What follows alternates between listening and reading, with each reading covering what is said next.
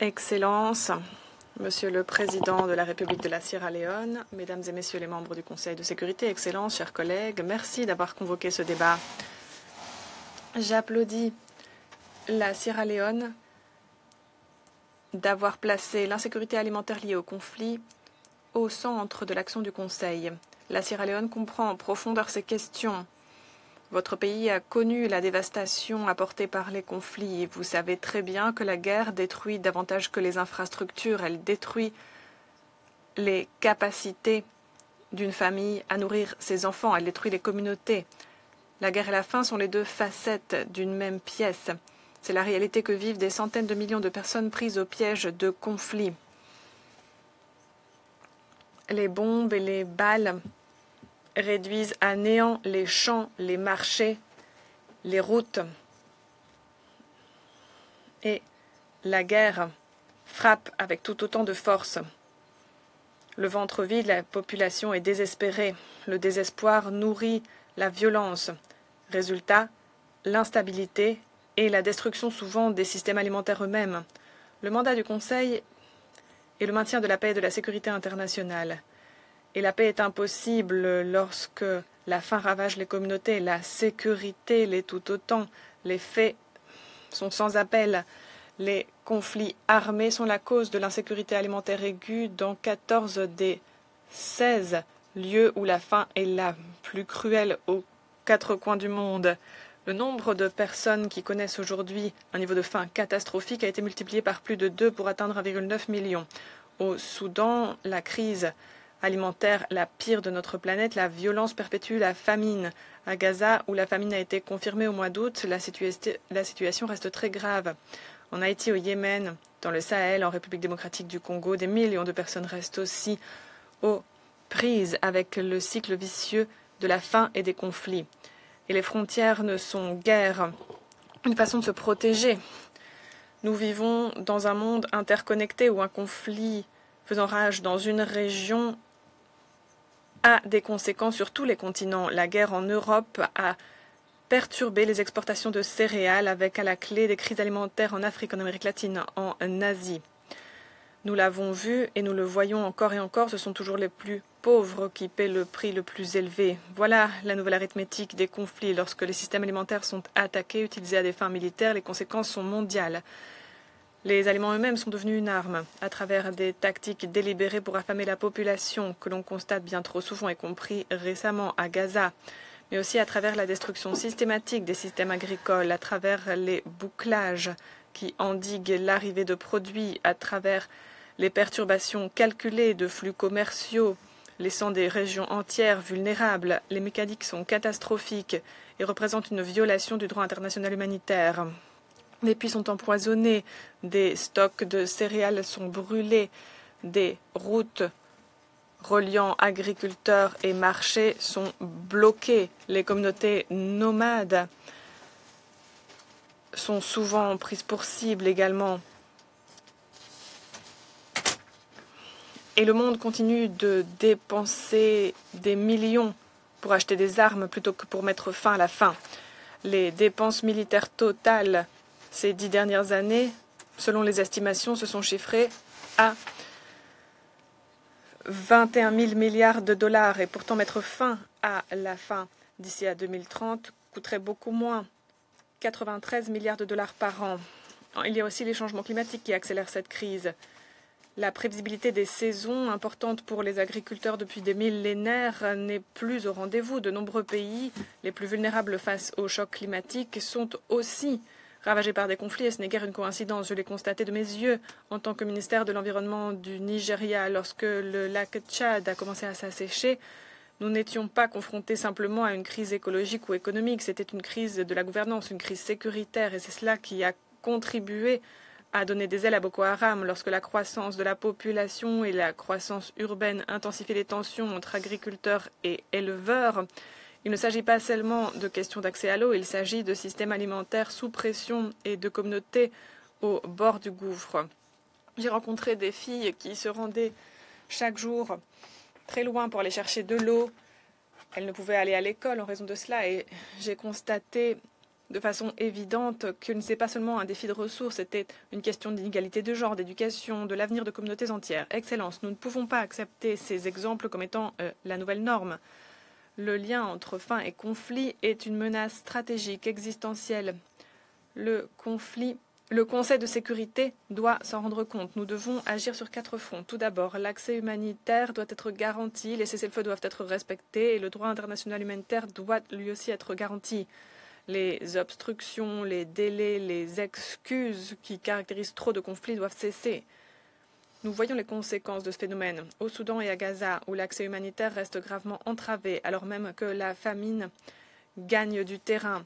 Les systèmes alimentaires qui devraient permettre aux populations civiles de survivre sont devenus des champs de bataille. Les travailleurs humanitaires doivent pouvoir avoir accès aux populations dans le besoin et les systèmes alimentaires doivent être protégés, car il s'agit d'infrastructures civiles, qu'il s'agisse de fermes, de marchés, d'itinéraires de transport, de centres de stockage. Ce ne sont pas des cibles légitimes. Les résolutions 2417 et 2573 adoptées par le Conseil de sécurité en 2018 et 2021 nous fournissent un cadre. Ces résolutions condamnent l'utilisation de la faim comme méthode de guerre, exigent la protection des civils ainsi qu'un accès humanitaire sans entrave. Des années ont passé et les crises sont plus catastrophiques que jamais. Il faut maintenant que les textes adoptés soient respectés. Cela signifie qu'il faut engager non seulement les acteurs gouvernementaux, mais aussi les organisations de la société civile qui sont témoins des conditions sur le terrain, les acteurs régionaux qui comprennent les dynamiques locales et les partenaires nationaux qui possèdent les leviers dont manque trop souvent la communauté internationale. Nous devons œuvrer avec tous ces acteurs pour la mise en œuvre et exiger reddition de comptes en cas de violation. Les cessez-le-feu et les pauses humanitaires sont des nécessités stratégiques pour protéger les systèmes alimentaires dont les populations dépendent. Lorsque les parties facilitent un accès, plutôt que d'utiliser ces éléments comme armes, elles créent une marge de manœuvre pour le relèvement et pour parvenir à une paix pérenne. Deuxièmement, il faut des systèmes alimentaires durables. Pour cela, il faut passer des secours, du court-termisme à une transformation sur le long terme, des ripostes d'urgence aux investissements stratégiques, comme je l'ai dit récemment dans l'appel à l'action après la réunion sur les systèmes alimentaires en Éthiopie. Pour réaliser le programme Horizon 2030 et les ODD, nous devons mettre en œuvre cette transformation. Nous ne pouvons mettre fin à la faim ni bâtir des communautés résilientes sans cela, pas plus que garantir la paix. La faim nourrit les violences et les déplacements, alors que des systèmes alimentaires résilients peuvent briser ce cycle vicieux. Lorsque les petits agriculteurs s'épanouissent, les économies locales croissent. Lorsque les systèmes alimentaires tissent des liens avec les secteurs de la santé, de l'éducation et des protections sociales, ils deviennent les fondements de la stabilité. Cela signifie qu'il faut renforcer les marchés locaux pour que les communautés puissent avoir accès à des aliments abordables et sains. Il faut veiller à ce que les femmes et les jeunes aient la possibilité de prendre les décisions concernant les systèmes qui nourrissent leurs familles et leurs communautés.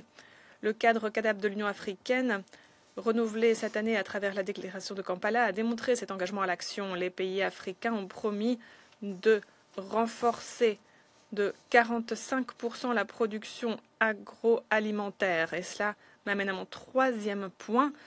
L'action climatique est un pilier essentiel à la fois de la sécurité alimentaire et de la paix. Comme l'a dit le secrétaire général à la COP30, nous commençons à voir s'échapper l'objectif des températures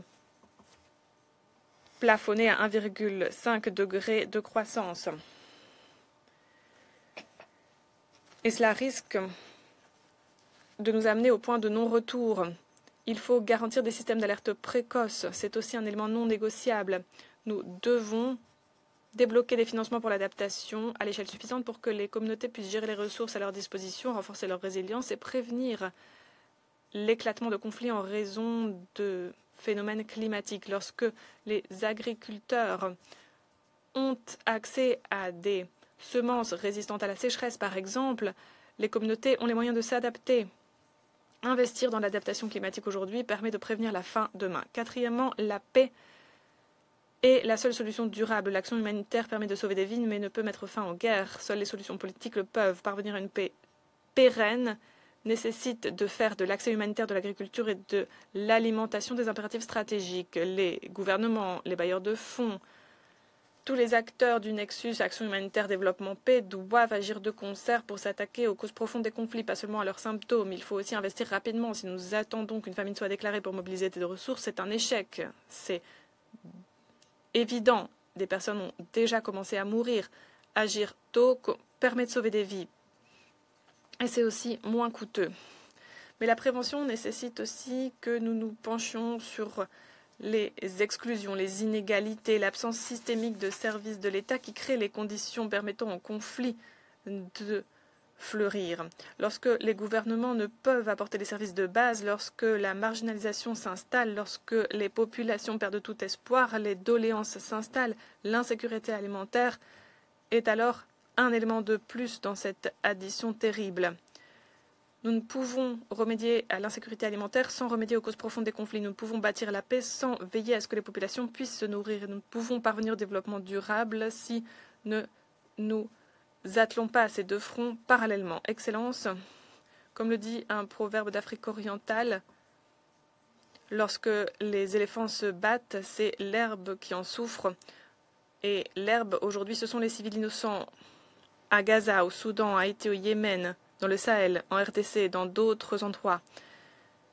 Et ils souffrent bien trop, payant le prix d'un conflit qu'ils n'ont pas choisi, de décisions qu'ils n'ont pas faites. Le Conseil a l'autorité et la responsabilité d'agir. Nous devons choisir de construire un avenir où l'alimentation ne sera plus jamais utilisée comme arme, où aucun enfant n'ira se coucher le ventre vide en raison de la guerre, où les systèmes alimentaires deviendront les moteurs de la paix, de la résilience et de l'espoir plutôt que les victimes du conflit. Merci.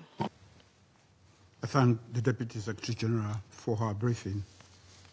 Je remercie la vice-secrétaire